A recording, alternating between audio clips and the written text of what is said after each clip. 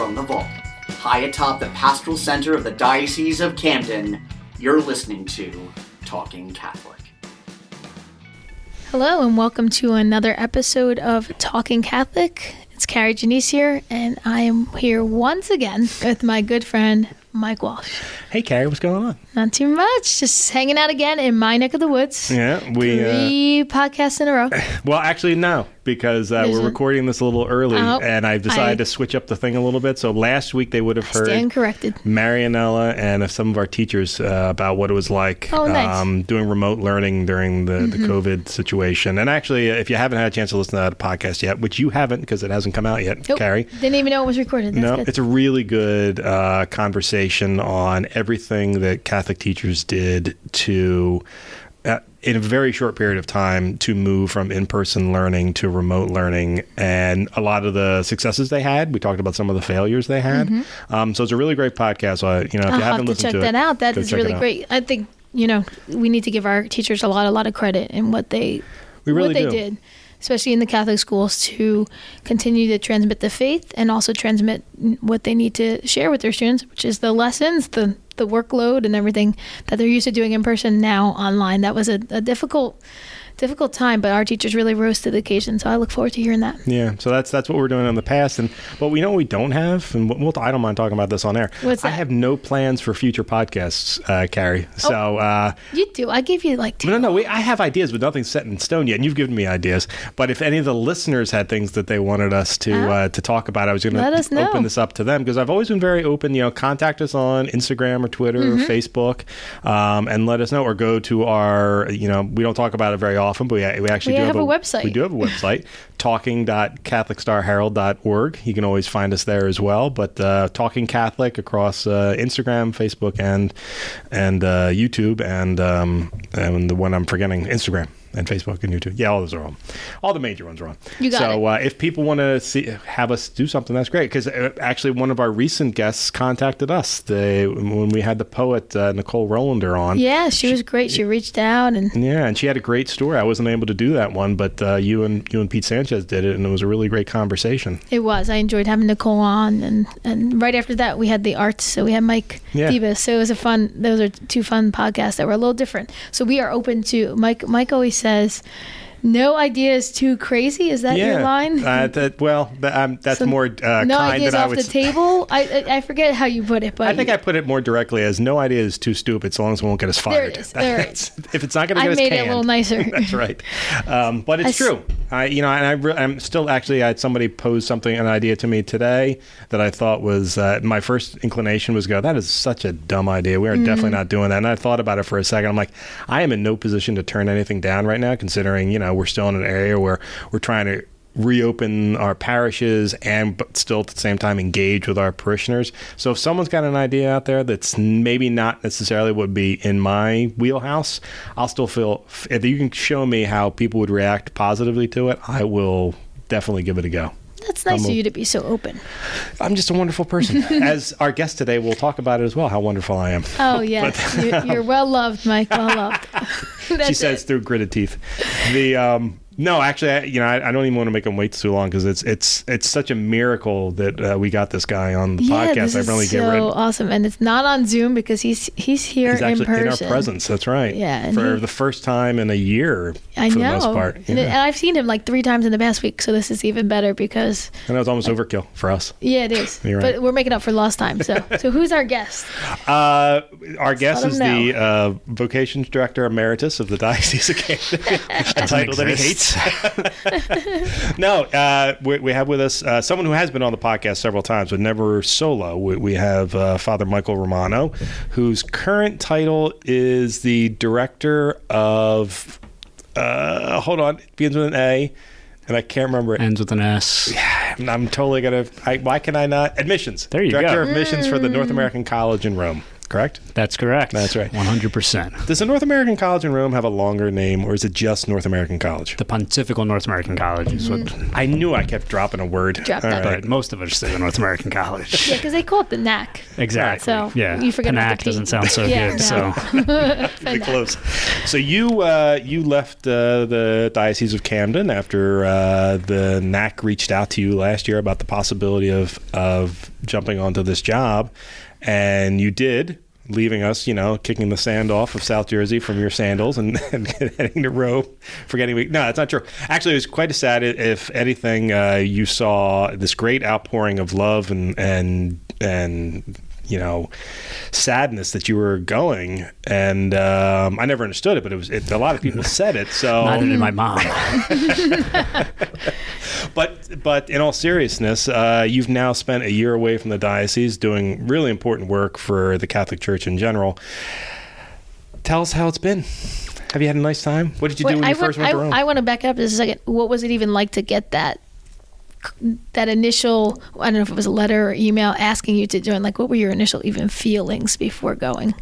Well, I guess it was a total shock. And it's not like they reached out to me. They reached out to the bishop. Mm-hmm. So Bishop Sullivan received a request that he would consider releasing me to work as a formation advisor at the seminary. So kind of doing what I was doing with our seminarians, but now actually living at a seminary and helping to form the priests for the United States of America that we're studying in Rome.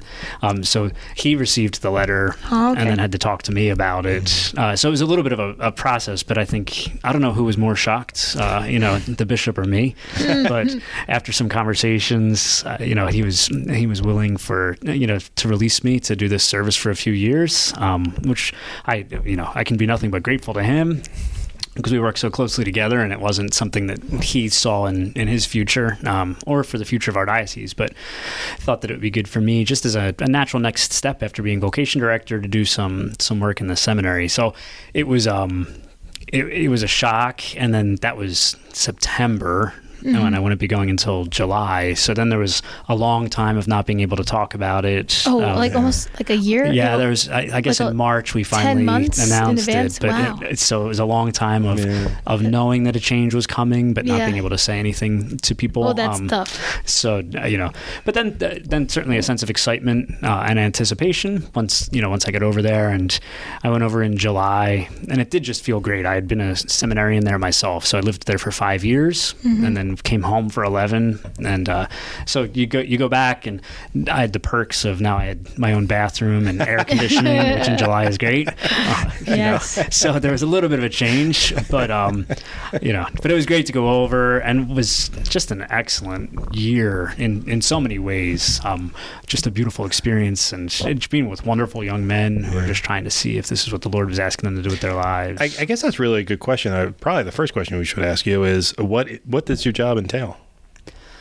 So I've got this title, Director of Admissions, but I think they make that up in many ways just so that you have a title. Most titles. Yeah. So it's kind of just so you have a title, but the admissions part of my work, I'm doing that currently, even is working with the applicants, helping them that will come in in the next year. So working with them through the application process, which is great because that was something I was so familiar with as vocation director, doing psychological evaluations and paperwork and things like that. So that's the admissions piece. I go on a little bit of not a recruiting tour, but a seminary visit each winter. So I did that January, February to meet with the guys whose bishops have asked them to come, because they just have a lot of questions. Their parents have a lot of questions. And so it gives just a face-to-face interaction. And that's all throughout the U.S. where you're going. Yeah. So they sent two of us out. So I took the East Coast and the Upper Midwest, and the other priest took the South and the West Coast. It's a lot of traveling. It was a lot. It was 11 seminaries in 13 days. Oh my goodness. So Flights or driving? Flights, driving. Oh, wow. I had like 6 or 7 rental cars. Wow. I had never done something like that in my life. But the men themselves were so appreciative that you had the chance. So, but that's just a kind of a little part of my work. Most of my work would be, when I arrived, I was assigned 25 of the seminarians who would report to me. And so I would have to meet with them at least once a month. But the great majority of them live on the same hall as I do. So I would see them every day.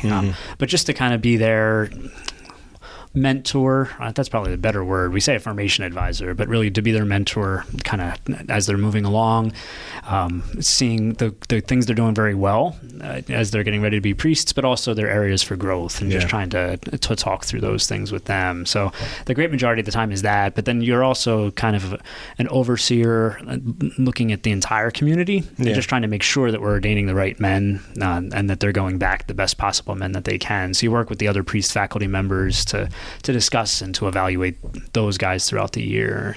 And how many seminarians do you have at the NAC right now, roughly? We're just under 200. We're living at the seminary this year. Okay, so it's good size house. Canada and Australia as well. We have nobody currently from Australia, but we do have we had 9 seminarians from Australia, which is great. Just adds a little bit to it. Nobody from Canada? Yeah, nobody from Canada? Or no one from Canada. Okay. Is that what I said? Or no? You said nobody from Australia and then 9 people from Australia. So me and Mike are like, what? Hey, listen, you just got back. Jet lag. I was going to say, we're going to throw out the jet lag. I've been back for almost 3 weeks. I don't think there's jet lag. But jet lag is real. It lasts a while. But we have 9 from Australia. So cool. they add a good dynamic to the house. That's because it's an English-speaking country. Is exactly. That how it there's different, national seminaries throughout Rome, and all the men go to the universities. There's major universities in Rome that they go to, and then they get formed in all the other ways at the houses of formation. So when the Australians were looking to be able to send some men outside of Australia for formation, they just felt that the American culture was kind of the closest to theirs, rather than some of the other minus the accent they had. They got the coolest mock our accent a lot. Oh my gosh, they have the coolest accents. They can mock it. And they like to. I'm sure. So I'm curious. What is a typical day when you're not traveling? What is a typical day at the NAC? Sure. So like our Monday to Fridays are pretty similar. So the morning we've got everybody's up and in the chapel by 6:15 in the morning. That's when we have morning prayer followed by mass, then breakfast. Then there's a bit of a break in the morning. So that's when we would have our own faculty meetings with the priests, maybe with some of the older seminarians who have a different academic schedule to work with them on celebrating the sacraments, kind of teaching them, walking them through that, or doing a little bit of paperwork. Or for me, that would be my own kind of personal time, because the afternoon would be taken up working with the seminarians one-on-one. So the morning is a lot more just my time, unless there's individual faculty meetings. Then, because the guys just go out to class, then when they come back, we have lunch together. And then in the afternoon, it's kind of meeting after meeting after meeting, one-on-one with seminarians until the time for the holy hour, which is around 5:30. And then evening prayer, dinner, and then whatever happens in the evening, which is, for me, I'm pretty early to bed. So by the time we finish with dinner, it's just winding down and getting ready for bed. But the miracle of it is you spent an entire year in Rome and came back, I'm pretty sure, skinnier than when you left. I don't think so. How does that work? I haven't quite figured that out yet. I've seen the pasta. Although a number of the people I know who've spent a long time in Rome, they all say the same thing, that typically Romans are rather trim. Walking. It's all the walking. It's all the walking. Were you out about walking and getting your gelato? And he runs.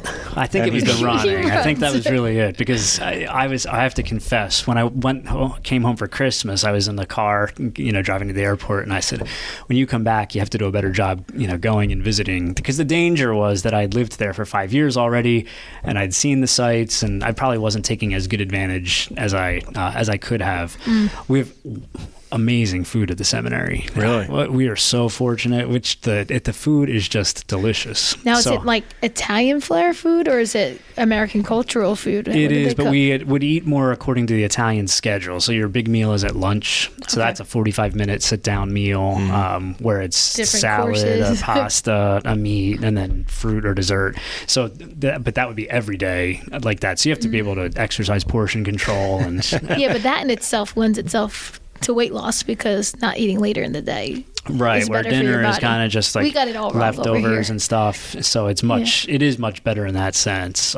But I think the running is really what helped. I ran a half marathon when I was there. I was training for the Rome Marathon, so I was keeping myself in shape that way. And there were a lot of seminarians that ran, so Is Rome a good running city? It's terrible. Oh, is it really? Yeah, it's terrible. Cobblestones and hills. up. That's basically what you got. So if you want to go out for we went through Rome with a baby stroller, and my kid, I was worried about him getting whiplash from all the cobblestone and stuff.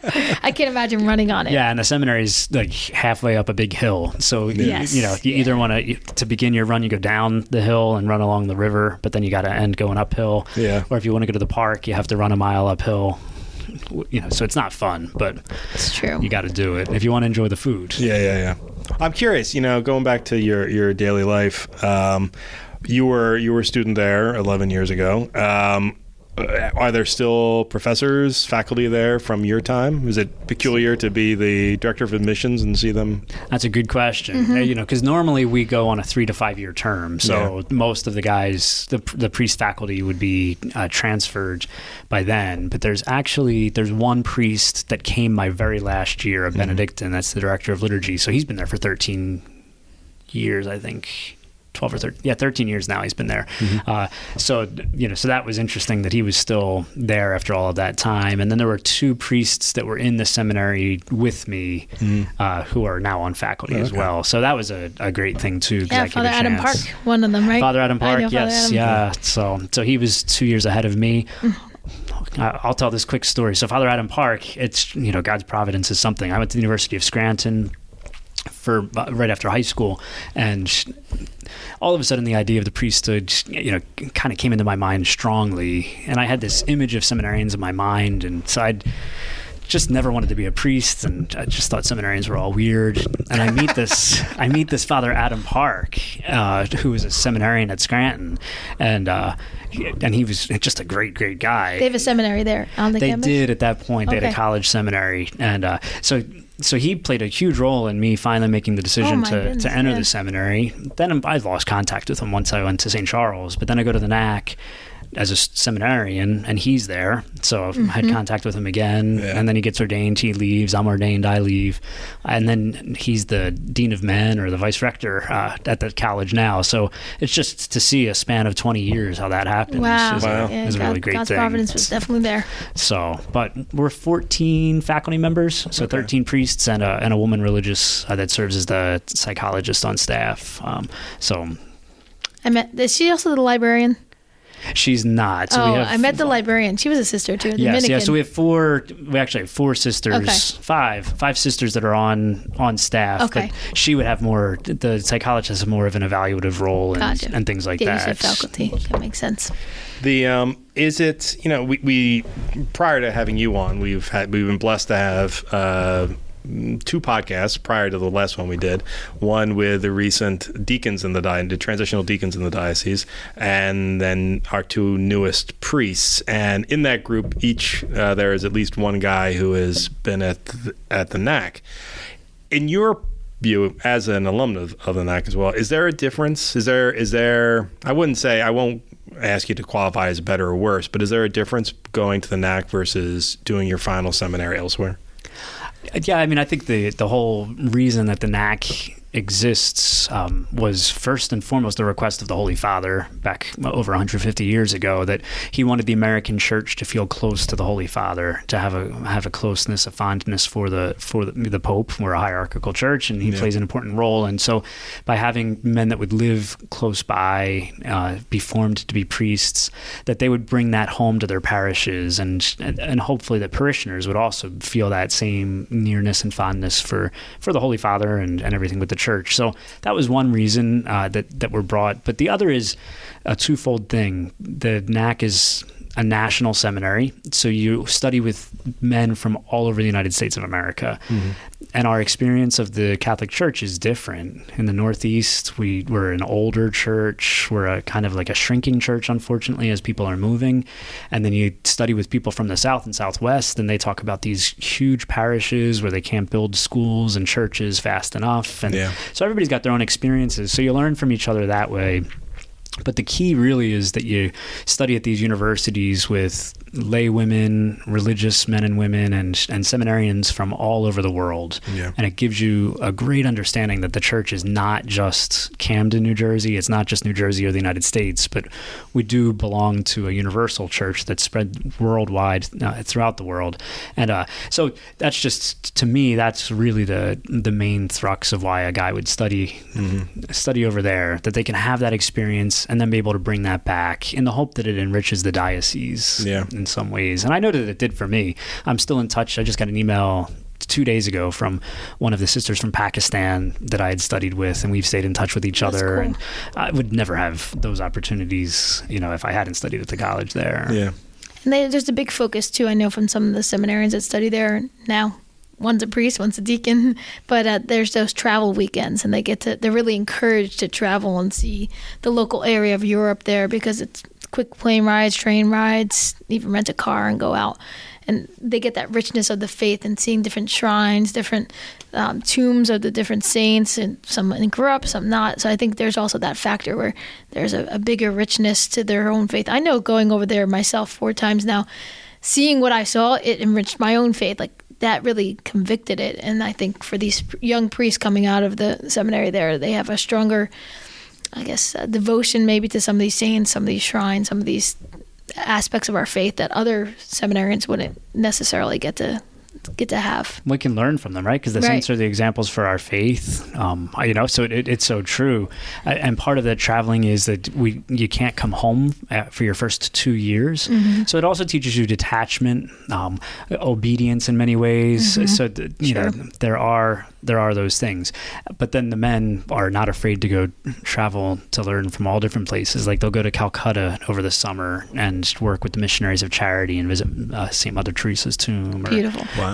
Go work for a few weeks in Lourdes, or different shrines and places like that. So they do take advantage of the opportunity to see the church, in its varied forms throughout the world. Wow, that's fascinating. And that I mean, as someone who led a rather sheltered life in my younger years, I hear about this with a great bit of jealousy, not the least of which is, even now in my older years, I still haven't made it to Rome yet. When I got a job with the diocese, everyone was like, "Oh, you're going to be in Rome all the time." Yeah, it didn't happen. You got to come visit. Yeah, have a visit for. You have to do an on-site podcast from Rome. Hey, there's an idea. Or you could invite me over for a live podcast. Stream from Rome. That's true. I was on the Cardinal Dolan's. I know. I listened to show. Yes. So if you came over, I'd gladly. You'd stop by again. Cool. Okay. If anybody will come and visit, I'll do anything. You miss home so much. Do you? Yeah, that's a good question. I mean, you and I have talked offline a few times, but do you feel a sense of homesickness? Not in the way that I did as a seminarian, because I have the opportunity to be able to come home. So, like, as a seminarian, those 2 years of not coming home were very difficult. That's a long time. Like, that was tough. Yeah. I certainly learned lessons from it, and I wouldn't change it. But now, like, I left in July, to go to Rome, but then I came back at Christmas. Yeah. I'm back again. So, I don't experience it in the same way, but I definitely miss home. When I had to do my quarantine when I arrived back here, I went to Ocean City, and the very first morning I went for a run on the boardwalk, and as soon as I got on the boardwalk, I was like, this is home. Yeah. This just feels so good to be here. This is where I belong. And, I know I've been assigned to go work elsewhere for a few years, but this is where I'm coming back. And, I said to you outside, I tell all the seminarians I'm just a simple soul from South Jersey. And, as long as I can stay that way, I'll be no worse for the few years in Rome. That's right. You'll continue to be a good priest. Now, when we had the seminarians on, well, now deacon and priests, I have asked them about, is one of the things they've learned how to do is to be tour guide from all the people that will come visit. Anytime someone they know comes to Rome, do they have to go into tour guide mode? And I assume that includes faculty has to do that too. You do learn to take people around. I think the challenge is learning how to be gracious when people come to town and give them some time, but also know that your primary responsibilities are your studies and your formation. So learning how to balance that out. However, part of the formation for any priest is, we'd say there's 4 dimensions of formation, and one of them is pastoral. So they all are involved in some sort of apostolic work. And so I would say about half of the seminarians end up during their first 2 years that their actual assignment is to give tours of either St. Peter's Basilica, the excavations underneath St. Peter's Basilica, St. Paul's Basilica, or the catacombs of St. Callisto. And so a lot of them do get the opportunity to actually learn how to be a tour guide, which is, I never did that as a seminarian. I kind of wish I did, because I always say to them, then you've got your one spot. Like 20 years from now, when you're taking a parish pilgrimage, you have to hire tour guides for all these other places, but this one spot is yours. You know it. You know it inside and out. Tour, you know? But the guys like it because people take them out to eat. Naturally, of course. And they can go out for ice cream. And that's what they care about the Gelato. most. Gelato is the proper. Kari's more accustomed than I. Listen, when I'm there, I get it twice a day. I can't get enough. At Old Bridge, I know it's right near the seminary. Right. That's my favorite, thanks to the seminarians introducing me to it. They know the right spots, that's for sure. It is so good. It's such a little tiny place with such good gelato.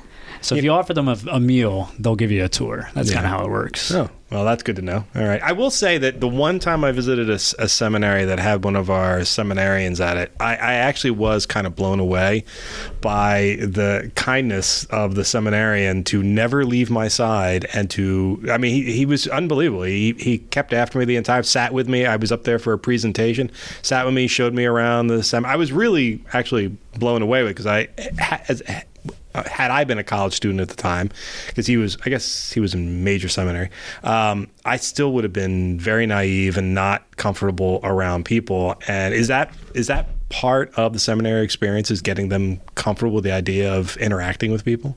It's certainly a learning lesson that they have to go through. So, and you experience it and you have to teach them, where their families come to Rome, they're showing them around the seminary, you walk by and they never even stop and say, Father, can I introduce you to my parents? And you have to say, these are the proper things to do. You got to do this and that. And they just don't know sometimes, but you do try to find ways. And unfortunately or fortunately, I don't know how they look at it, there's so many people that come through Rome that that the men get plenty of experience of having to be gracious and welcoming, but that's what we're supposed to do. If they're not learning it before they're ordained, I don't know how they're going to be doing it as priests. Right? Our parishes have to be welcoming environments. So if you can't welcome them to your home where you're living, how are you going to translate that into parish ministry? So it really is an important thing. I don't think you have to, they teach each other more than us having to teach them. So I think we really just, you observe and you watch where they mess up a little bit and then try to help them and encourage them when they do well, obviously. But they really learn from each other because they're watching each other. They compare themselves to each other too much, so. Always a downfall. Yeah. It does, we don't talk about this much ever, actually, even on this podcast. Well, we talk about it a little bit on this podcast, but there really is a whole person aspect to seminary life. It's not just learning the spiritual aspects of our faith, and it's not just the learning how to actually perform the liturgy or celebrate the liturgy. It is how to be a good priest and everything that goes into it. I mean, even like what are things that take place in seminary that maybe most lay people don't realize or don't think about? I think sometimes Bishop used this line in the homily, I think this past weekend. He said to the guys, don't forget your roots, remember where you're from. He said, sometimes people think that priests just fall out of the heavens. And, so people's image of seminarians is probably a little bit off, but they would be edified by the spiritual discipline that they try to keep. They'd be surprised by how hard the men are on themselves in wanting to really be the best. But people probably would not realize just how evaluative an environment the seminary can feel at times. I mean, I'm not sitting there trying to find out and see exactly how a guy messes up. I always tell them, I probably encourage them more than anything, but you're also looking to try to see what are the quirks that they need to work on, things that they don't see in themselves that really need some growth so that they can be balanced and more mature once they're ordained and become priests. Because what do people encounter but the human first? You can be a genius, that's fine, but that's not what someone sees first. If you look like a slob, if you aren't looking people in the face, if you're rude, that's what people are going to remember. I don't think I could ever be a priest. I'm all three of those things. Sorry. And it's not like we're going to be perfect, but try to look. He has no tie tie on either, just so we all know. But summertime. But people encounter the man first. And so the idea of human formation, people probably would not realize that that's something that's focused on as much as it is. You would figure that the guys are spending time with their studies, so academic formation is important, and their spiritual life, but we do spend a lot of time with them on their personalities and the human aspects that they have. Very true. Something you mentioned to me, I think the last time we were talking, Kari, was just how impressed you are actually with all the seminarians in our diocese. And I'm as critical a human being as there is, and I haven't found a bad one of the bunch. I mean, I've never seen such gracious, accommodating, helpful. I actually screwed something up right before Chrism Mass last year, and with like 30 seconds to go before the Mass started, I was about to clean up the mess, and the seminarian stopped me. He said, "I got it," took care of it, and was done before the Mass started. Did you drop the chrism or something? What did you do? I'm still waiting for that. I'm glad I didn't see it. I would have been having a panic attack. I knocked over the thermal, the incense thing, thurible, and knocked all the ashes out of it, and it was going to be a problem, and that the seminarian came right over and took care of me. Thank you, sir. They're really wonderful, and Father Romano, this is to your credit. A lot of them have said, Father Romano told us to do this, and we do it.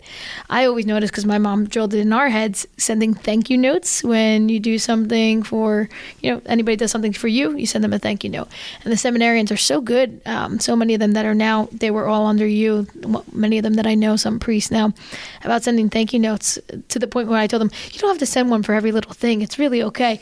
And some of them say, well, Father Romano taught us to always send one. And I think it's really nice. And it's not just a quick thank you. I mean, they're like a whole paragraph, a whole card full. And I think that's to your credit a lot on how you formed them. And it's the little things that people do take note. And that's like one of those, if your parents never told you that, you would never think to do it. But it goes a long way, especially with the old ladies at church when they give them little cards and stuff. If you don't get a thank you note, you'll know about it. You'll hear about it. So I think to your credit in the formation of the human person, that's one little example that I know I've taken note of over the years working in the diocese. No, thanks. So they mocked me over the thank you notes. Well, I'm praising you.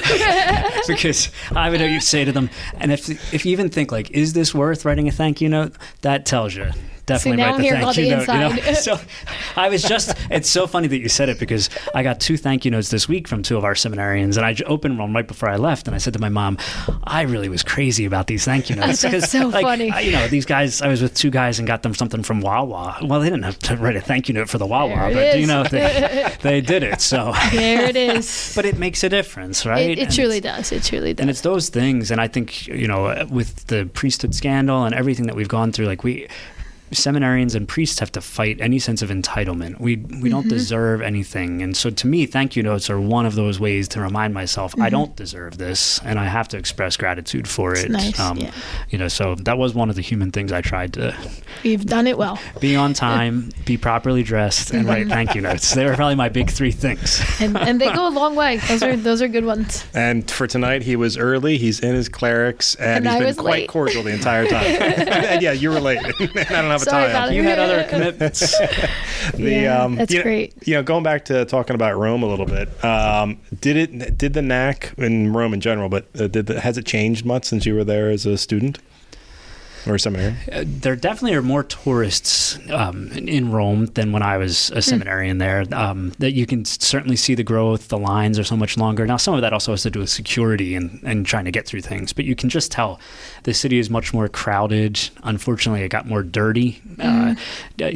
For whatever reason, they just aren't. Italians, I shouldn't say all Italians, within the city of Rome and some cities, they're just not so good about taking care of things as they could and should have. So it could be a little bit dirtier. The seminary itself had kind of totally been renovated. So I was a seminarian at the very beginning of that. But then when I came back, it was amazing just to see everything, air conditioning, and which never existed, and heating, not in the student rooms, but in common areas. And they just have one more project they have to do. But the biggest thing was, because formation had changed, the building that we're in was built maybe 50, 60 years ago. And the whole way that formation is done has changed, and what we had was not adequate. So they built a brand new tower that's 9 stories tall, and it has practice chapels so that you can work with the men on the sacraments. It has classrooms so that for the formation, they meet once a week as a class to do their formation. And so we didn't have classroom space. When I was a student, we were meeting in basement, you know, rooms. It was terrible. So now they've got real nice rooms. There's a lot more homily practices as well. And then they've got a brand new gym, brand new sports field. And so while Rome has not changed so much, it's the eternal city. The seminary, there's been many upgrades, which are nice to be able to utilize. You know, going back to our recent ordinations, you just mentioned, practice chapels for the men to learn the liturgy, right? So we just had the ordinations, and the day after that is always the first masses. And we had the priests on the other day.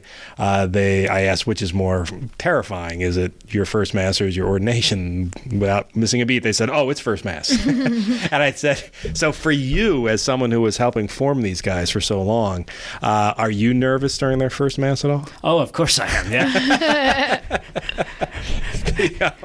I think every year I kind of cry through the ordination, which is tough when you're the MC, like to the bishop. Like I'd be walking up the aisle and I just have tears coming down my face. Walking behind the bishop up the aisle. This year was different. I still cried through the whole thing, but and then at the first mass, I'm such a control freak. I think that's part of it. So once you get to the first mass, it's out of my control. Yeah. So I'm nervous.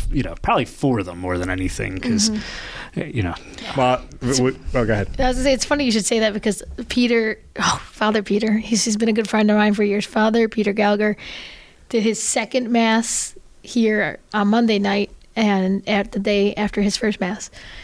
And I was more nervous for him then because at the first mass, there's so many priests around. So you mess up and somebody could say, "Oh, look here, go here." The second mass, it was just him and him alone. So who's going to tell him, nobody, what to do? Like, you missed the line, you messed up. So I was more nervous for the second mass. Did he do okay? He did perfect. He didn't miss a beat. He did it great. Excuse me. The only thing I think what he got a little hung up on, which is no fault to him, is the communion being at the end of Mass because of how things are changed with our diocese and COVID restrictions and all. So he had to have somebody assist him with that part, which our guy that's here, who's a deacon in formation, is great and has been on our committee team to organize that. So he guided him. But the Mass itself, perfect. Good. But I was nervous for him. I'm glad I'm not the only one. Yeah. Is it a lot of going and talking about the sort of liturgical stuff a little bit? Is it a lot of training for learning to celebrate the Mass as well as your homilies? And a lot of practices. A lot of practices. I mean, so they do a lot of the Mass practice together. Like they'll pair up during their time, and then with their formation advisor, which that's what I do, they'll have to do it once or twice before. Now this year, because of the COVID thing, everything was a little bit different, but typically did they do it on Zoom? Like, "Father, here's my man." We had to rely more on the diocese doing things. Okay. So I know like Father Peter and Father John had to do it in front of Father Hughes and Father Adam to make sure that they were not screwing up big time or anything. But then the other sacramental celebrations that you want to be doing daily, that's where you're a guy will do a lot more practice with his formation advisor. Because you just don't, he's not going to practice baptisms or do baptisms immediately, so just trying to make sure that he knows how to get through the book, that he can do it the right way. Confessions are so important, so making sure that they go through confession practices, which they would do in small groups a few times, but then would also do usually once a month with their formation advisor. This is not the whole time they're in the seminary, just their last year of preparation. So they do a lot together, and then the other sacraments they'll do with their priest faculty members. That begs a question. Remembering back to your early times, what celebration would make, other than your first Mass, would make you most nervous? Like what the first time I heard confessions was, really? Oh my gosh. I can remember I was staying at my home parish, and it was a Friday night. I came in, and the pastor just looked at me and he said, "You're going to take confessions tomorrow morning."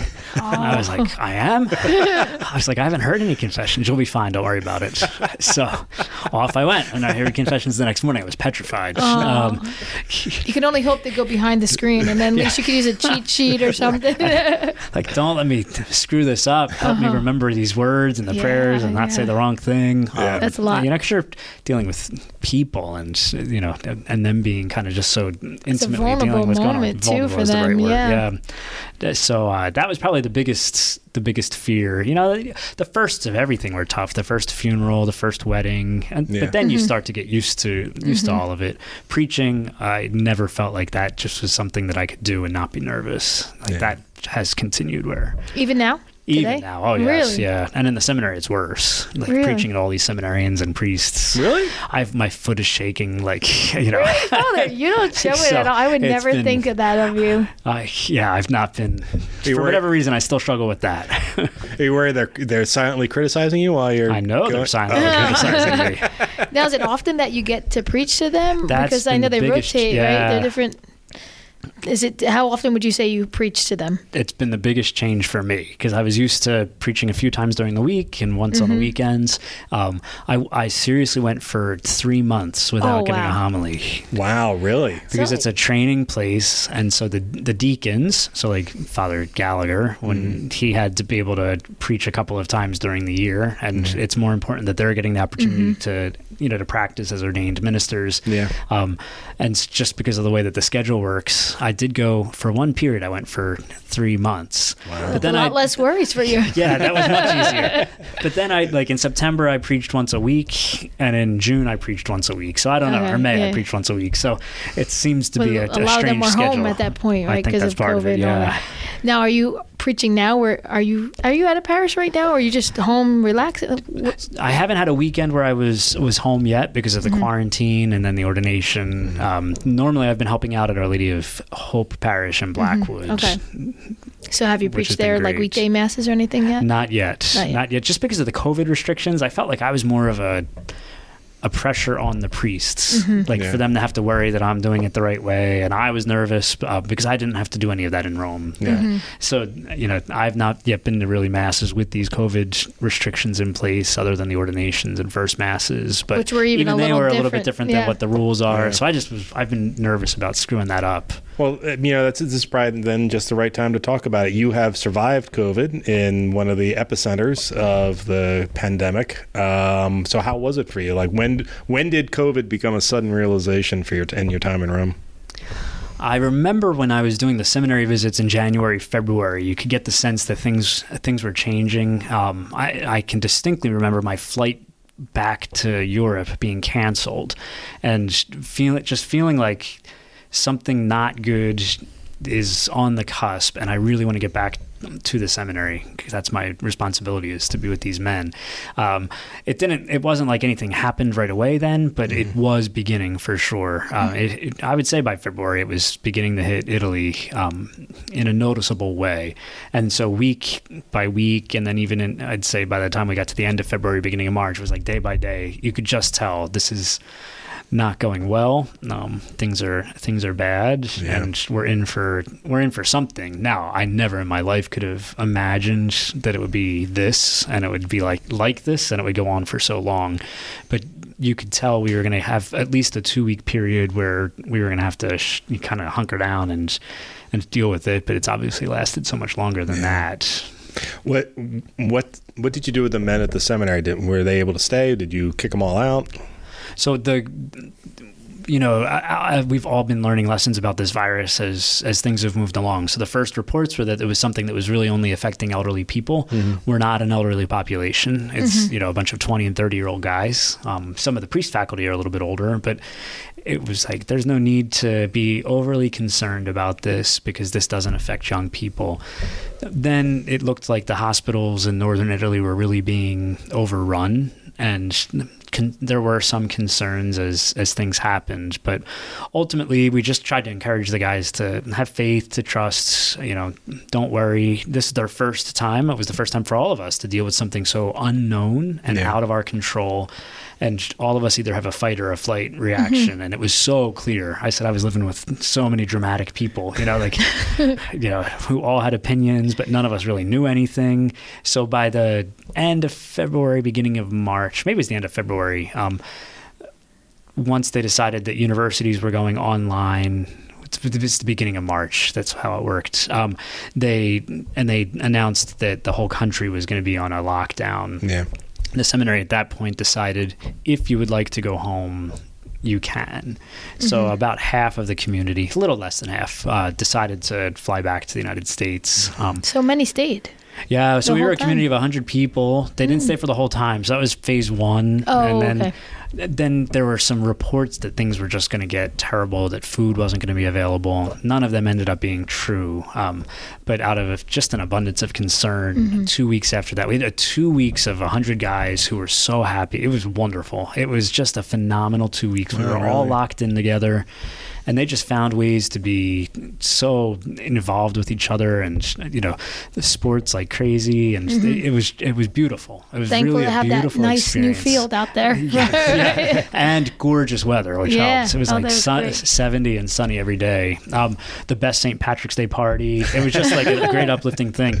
But then the seminary decided that they had to close and send the rest of the community home after 2 weeks, and that was kind of devastating and crushing. That was really, really tough. And sitting with each of my men, at that point I probably had 12 or 13 that were still in Rome, and talking to them one-on-one, it was just a kind of a tear-filled thing, because it wasn't what they wanted. They wanted to just stick it out, and the seminary had to close. So they left, but then we still had 9 men that could not return. The Australian's going to go back to Australia, and there were 3 American seminarians that could not return due to immigration issues, and so we stayed with them throughout the whole thing. Thank God they were there. That kind of kept our spirits lifted, and we had a good time together. So we were locked down though for 10 weeks in a very strict lockdown. Like you didn't leave the seminary. You could not leave the campus. I left twice. Once to take a guy to the hospital, and then the next day to go to the pharmacy to get a medicine in 10 weeks. But you had to fill out a form. The police could stop you and ask you why you're off your property. They would time you. You'd have to get back in a certain amount of time. So they really, really were strict in Italy, and the citizens followed the law. We had the 8 p.m. curfew. I remember leaving the live streams 9:30 at night. No one stopped me. No one cared. Wawa was open. To go from that to being back here and seeing how nonchalantly some people are taking it, it's like it is a shock to the system at first. Like the walking the Ocean City Boardwalk, I'm like, oh my goodness, wearing masks. Nobody's wearing a mask. Where it was just this is the rule. In Italy, they really did. They just followed the rules. These are the rules.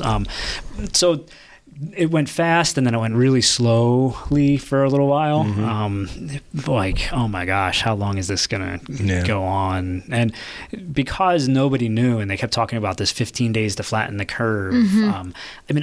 Internally, I knew that the seminarians were not going to be getting back that year, but the seminarians were hoping that they were going to return. So you were just dealing with so many things throughout it all. So we got through, we had the Triduum together, Easter together, and then finally at the beginning of May, the country started to open up again. And things have been just improving day by day in such great ways in Italy. Well, that's good. And is the expectation for the seminary to open up as normal, or as normal-like? That's certainly the hope. Okay. That's certainly the hope. Do they have a lot of the different rules that we have here, where maybe only, I don't know, do they all have their own rooms there? They do have all their own rooms. Okay, well then there's not that question, but the plexiglass going up everywhere, and do they have all that in the stores and stuff, or is it? They definitely, when they were opening things up. So within the country of Italy and my experience in Rome, they're steps ahead of us because the virus started hit them earlier. first. So they're 4 weeks ahead of us with everything. So they were following your dining, and you have to wear a mask when you walk into the restaurant. And anytime you're not seated at your table, you have to wear a mask. With the waiters, they always have masks and gloves on. So, those things are a little bit different. Going to St. Peter's, you have to get a temperature check first. Wow. Then you got to keep social distancing to get in and go through security, and even while you're in the basilica. So a lot has changed. Yeah. And then the city just emptied out. Really? There's no tourists there. So what you're saying is this is the time I should go. Go, Mike. Okay, no lines. And flights are cheap. Go ahead. Yeah. All right. All I have to do is risk COVID. Not a problem. There's nobody there. But we had the Pope just did such amazing things. So just to be there, not that we got to be with him, but that Urbi et Orbi in the rain. That was incredibly powerful. Just absolutely amazing. I couldn't believe the that. Stations of the Cross in the empty square. Yeah. So there are things that'll be in all of our minds, but certainly for me, kind of being locked down in Rome, looking at the Dome of St. Peter's and being like, I'm so close, but I can't even participate in this because of the situation. However, it wasn't all terrible. You did get to hang out with Pope Francis for a little bit this year, right? I did get to meet the Pope. Yes. That was a good segue there. Thank you. I appreciate that. I'm a professional. This was, you had a great opportunity. You weaseled your way into Bishop Sullivan's ad limina visit to the to see the Holy Father with the other priests in Region 3. Right? Correct, Region 3, which is all of New Jersey, Pennsylvania, and New York, I think, right? No, just New Jersey and Pennsylvania. Okay. I know that from NCYC. Okay. We got to know our regions. Yeah. I should know it because I'm the communications director, and yet I didn't. But it must have been somewhat gratifying because you also helped, along with myself and a few other people, helped work on an enormous, what was that thing called again? The quinquennial report. Oh, my gosh. I don't even like to think of that. 288-page report that was every bishop has to give every 5 years, right? They say 5 years, but roughly it had been like 8. So, and as part of this quinquennial report, you have to go visit the Pope, and so all the bishops in our area went to visit, and the bishop extended the offer to you to go as well, right? It was great. Yeah, it was great. It was Thanksgiving Day because it's not Thanksgiving in the Vatican, so that's right. And we got so each bishop brought his whatever priests that he had brought with him, and the seminarians that they had at the college. And so Bishop Sullivan brought Father Hughes, myself, and then now Father Gallagher and Deacon Paul. So the four of us kind of walked like little ducks behind the bishop, and then the bishop shook the Pope's hand and then introduced each of us to the Holy Father. And what did you say to the Holy Father? So I had gotten snookered into giving the Holy Father a T-shirt. So basically my conversation with the Pope was he was looking at this neon orange shirt instead of me. And I just said, it's Thanksgiving Day and we ran a 5K race around the Vatican, and the seminarians wanted me to give you this T-shirt. And that was all I got to say. And the Holy Father said, grazie. Yeah. Actually, you know what? He opened the shirt because he never says anything in English. He speaks in Spanish or Italian. Right. And it was a difficult thing because my mind thinks in English, the bishop's talking to the Holy Father in Spanish, I'm speaking Italian, so there's all this going on. But he opens the shirt and then he looks at it and then he says, turkey trot. So everybody loves that. That is really great. And did the seminarians have enjoyed the opportunity to be there? They loved it. They loved it because originally we did not think that was going to happen. So it was a great surprise that we were all able to meet the Pope that day. Awesome. And that day, at least later in that day, you had turkey lunch or dinner? It was dinner because of all of this ad limina stuff. So, we had a huge Thanksgiving meal. I heard it was a good turkey dinner. Yeah, it was delicious. It was delicious. So they do Thanksgiving well. Of course, you have to start with ravioli. Well, naturally, of course. And then you can move on to the American meal. But so it's a wonderful way, again, of being welcoming. So the seminary welcomes all of the Americans who live in Rome. And then this year we had the bishops on ad limina. And so the refectory, the cafeteria is just full of people. And it's just a great day to, to celebrate. And for the men, in their first year, that's their first holiday away from their family, and so they just do great things to help uplift their spirits that day you might feel homesick. Now wait a second, did you say all Americans in Rome can come to the seminary for a Thanksgiving meal? Well, if they know someone and get invited. Invite only. Okay. It's not that big a refectory. Are the cooks American or Italian? They're all Italian cooks? Yes, yeah. How is your Italian, by the way? It's not as good as when I was a student. That's for sure. Yeah. Because you lose. I was home 11 years, but you talk to the staff, and they're, you've got to speak to them in Italian. So I get the practice, but I'm not going to school the way that they were, the way the seminarians are. So I'm not hearing it for a few hours a day and reading books in Italian like they have to do. So I was pretty good at it when I left. I lost some of it. Hopefully it'll come back as the years go on. I don't know. The more I hear you talk, the more I realize that I think I need to give you a Talking Catholic show. So you can, like our Man in Rome show for either YouTube or as a podcast. Wouldn't that be a great idea? I don't think I have the equipment. I'll send it to you. Don't worry about it. It's an Amazon purchase. This was enough just to get me on right now. So, and by myself. I know. I normally try to have someone to do all the talking. You have a great voice. I think you should go for it, Father. See, Kari, I'm glad you're doing these podcasts. She does everything. We overworked her nicely. Let me say, nice. I bragged to everybody that was in Rome with me, even though we were only 23 people, so I don't want to sound too many. Our diocese was just something to be proud of with what you all did for the people at home. I mean, it was so well done and well planned. Well, thank you. That's very kind of you to say. Well, thank you for joining us today. Yeah, we really appreciate that. Wonderful conversation. And continue to do a good job with particularly our seminarians while they're at the NAC, but all the seminarians, look after them too. And keep up the good work. And I'm not kidding, I actually would like to do more stuff with yourself as well as our seminarians at the NAC. So be open-minded to maybe a couple of Zoom calls or some YouTube stuff down the line. But anyway, thank you very much. And thank you to our listeners for listening. And Kari, thank you for giving us your space again. It was great. Thanks God bless. So much. God bless everybody.